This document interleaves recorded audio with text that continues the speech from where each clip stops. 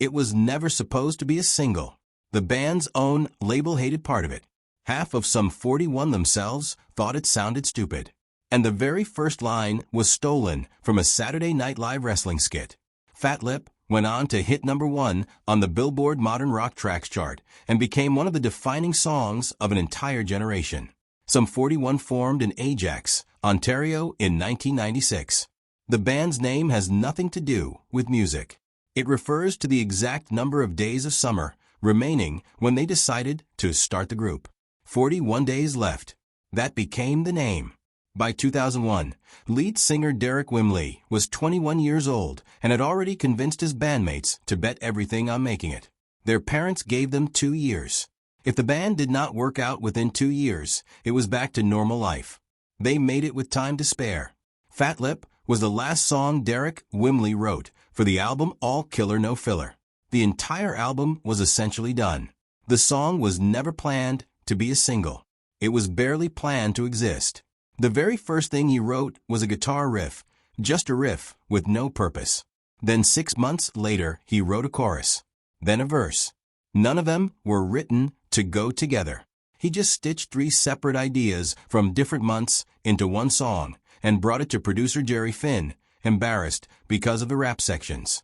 He later said half the band did not even like it. It just seemed kinda stupid. And then Jerry Finn heard it and told him it was the best thing on the entire album. The record label immediately designated In Too Deep as the lead single. Then they heard Fat Lip. Plans changed instantly. The opening line of the song, storming through the party like my name was El Nino, came directly from a Saturday Night Live sketch. Derek Wimley had watched Chris Farley play a pro wrestler called El Nino on a Weather Channel parody, screaming that all tropical storms must bow before El Nino. Wimley heard that and wrote the very first line of Sum 41's biggest song within hours. The word skid in the lyrics, as a kid I was a skid and no one knew me by name, is Canadian slang for a troublemaker kid, a detail that landed differently in Canada versus the United States and made the song feel like something genuinely regional that somehow went global. The false ending at 1 minute and 38 seconds was a deliberate choice by the band. The music stops dead before launching back into the bridge. The record label told them to cut it because radio stations hate dead air. Sum 41 refused. The false ending stayed. And it became one of the most recognizable moments in the song. The music video was shot over 2 days, starting at 6 in the morning. Derek Wimley later admitted the band had no concept at all. The only instruction was to show up, play, and film stupid things. By day 2, they could barely walk from the amount of jumping they had done. The director Mark Klasfeld had previously worked with Jay-Z and the Foo Fighters. The video topped both MTV's Total Request Live and Much Music's Much Music Countdown simultaneously in 2001. Summer 2001. Sum 41 played an MTV 20th anniversary concert live on television. After Fat Lip, they covered No Sleep Till Brooklyn with Motley Crue's Tommy Lee on drums. Then Judas Priest's Rob Halford walked out to join them for You've Got Another Thing Coming. Derek Wimley, a 21-year-old kid from suburban Ontario, stood on stage between Tommy Lee and Rob Halford and described the moment to a reporter immediately after by saying, "These are people we worship. It is awesome." Fat Lip was certified platinum in the US and the UK and triple platinum in Canada.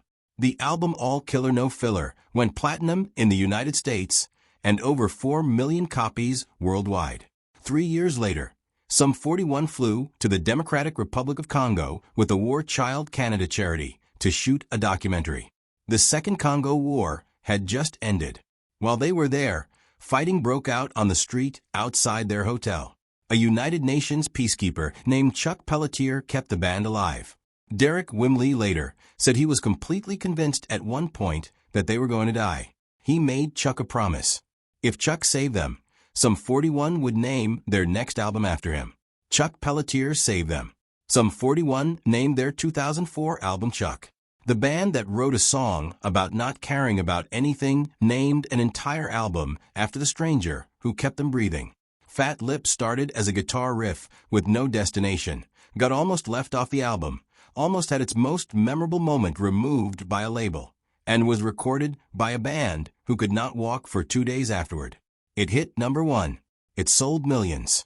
And the band who made it went on to nearly die in a war zone 3 years later, honoring the man who saved them the only way they knew how.